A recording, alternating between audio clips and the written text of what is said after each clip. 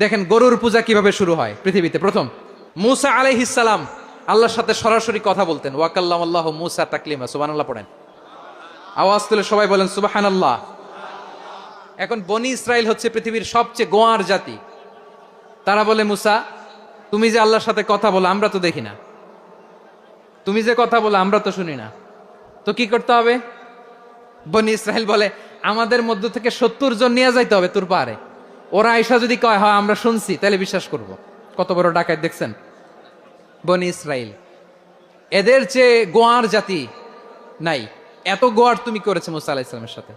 তুমি যে আল্লাহর সাথে কথা বলো আমরা তো দেখি, কি করব? 70 জন আমাদের বন্ধু বান্ধব যে যদি দেখে তারা বললে ওকে আস, 70 জন আস।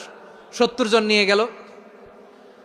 মুসা আলাইহিস সালাম হারুন আলাইহিস সালামকে খেলাফা দিয়ে গেলেন, আল্লাহ ওনাকে নবী বানালেন।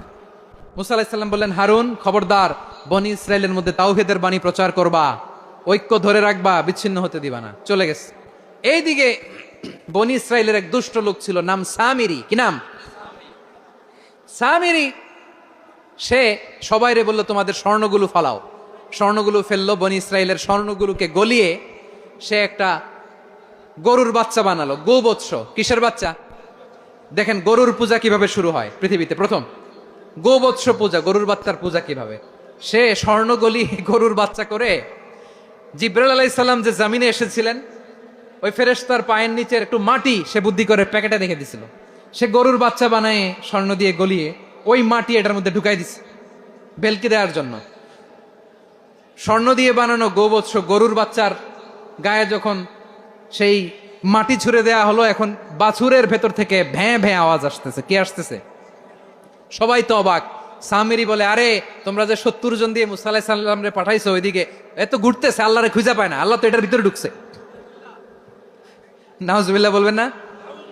তোমরা যে 70 জন দিয়ে পাঠাইলা, 70 জন নিয়ে মুসা আলাইহিস সালাম খালি ঘুরতেছে, আল্লাহরে পায় না।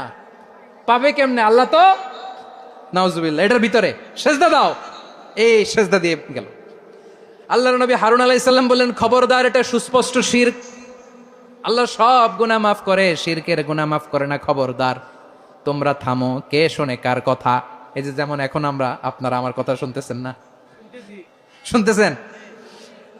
হারুন আলাইহিস সালাম বললেন, খবরদার, এই শিরকি কাজে তোমরা সংযুক্ত হয়ো না। তোমাদেরকে কি মনে নাই আমার ভাই মুসা আলাইহিস সালাম কি বলছে? আল্লাহ শিরক মাফ করে না। খবরদার, শিরক করো না, আল্লাহরে ভয় করো।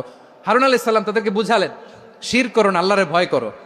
শুধু এতটুকুই তিনি বুঝালেন, দাওয়াতি কাজ পালন করলেন, কিন্তু প্রতিরোধ করেন নাই, সশস্ত্র সংগ্রামে লিপ্ত হন নাই, বাধা দেন নাই। কারণ গৃহযুদ্ধ বেঁধে